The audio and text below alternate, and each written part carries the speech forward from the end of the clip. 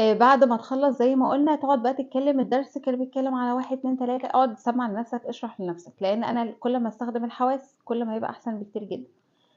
طبعًا أنا زي ما باقول أقعد أشرح الدرس لنفسي، أقعد أتكلم بصوت، في طبعًا الsticky note طبعًا في sticky note أشكال كتيرة جدًا، بس دي اللي معايا دلوقتي.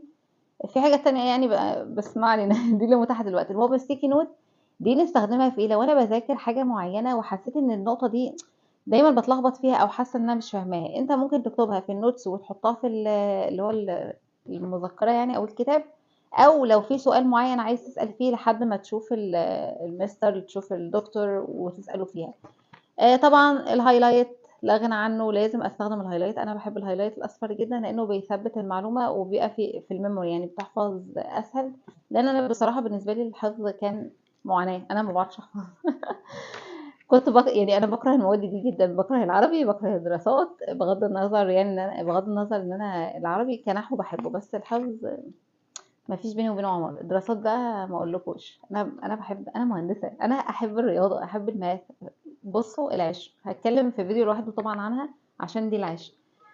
طبعًا معاك الanswer whatever بقى أنت فين، الanswer يكون معاك حسب المرحلة اللي أنت فيها، لازم يكون معاك الanswer. أنت بتحل امتحان لازم تعمل check لنفسك وتشوف أنت بتجيب كام، ما هو ينفعش أنا عمّالة باحل وخلاص، يعني أنا باحل وفي الآخر باحل غلط، طب أنا استفدت إيه؟ ولا كإني عملت حاجة، اللي هو اركن على جنب، اركن على جنب، الanswer يكون معاك علشان تعرف الإجابة الصح، لإن بقى ما فيش وقت إن أنا أقعد أدوّر أجيب الدرس ده الإجابة إيه، يعني لو الanswer معاك اللي هو باحل امتحانات الanswer معايا طبعًا يكون أفضل بكتير جدًا.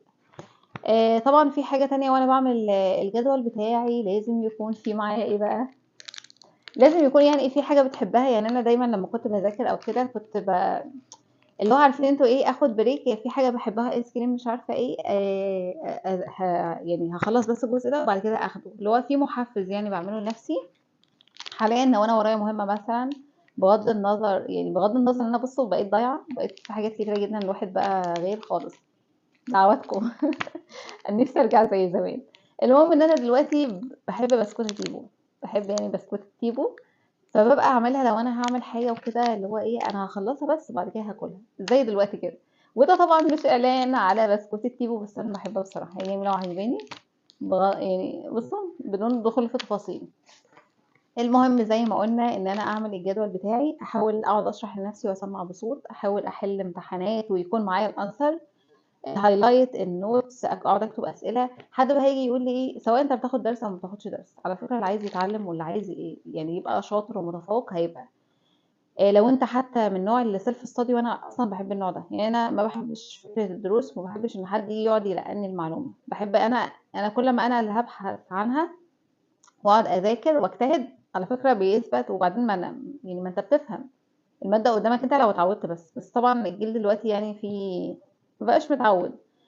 المهم إن أنت مهما كان بتاخد بقى درس ما بتاخدش درس، أنت تقعد تذاكر. حد بقى هييجي يقول لي إيه، أصل أنا نقطة المشتتات اللي اتكلمنا عنها، لازم يعني اللي هو إيه، أنا لازم الموبايل علشان في حاجات بتقف عليَّ وهاقعد أسأل فيها.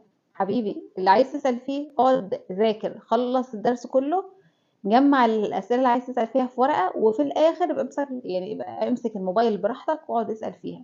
لكن ما ينفعش، مش معقولة إن أنا كل ثانية قاعدة باذاكر تَك وقف عليَّ يالّا روح أسأل، لأ هنفصل، يعني أنت أصلًا هتفصل، هتخرج برّه مود المذاكرة ما صدّقنا إن إحنا نقعد كده ونهدى ونسمّي الله كده بسم الله الرحمن الرحيم، هافصل بجد، مش كل شوية هاقعد أسأل، لأ، أنا باجمّع أسئلتي كلّها في الآخر بعد ما أخلّص، وبعد كده ابقى روح اسأل براحتك، براحتك، مع إن أنا عارفة إنك ولا هتسأل ولا حاجة يعني، ممكن تسأل، ما عنديش مشكلة إنك ممكن تسأل بس الموبايل هيشتتك، هتلاقي نفسك دخلت على application كلّها ودخلت games. كلنا بنتعرّض للمواقف دي عشان ما نقعدش بس إيه نضحك على بعض، يعني ده باتكلّم بكل صراحة.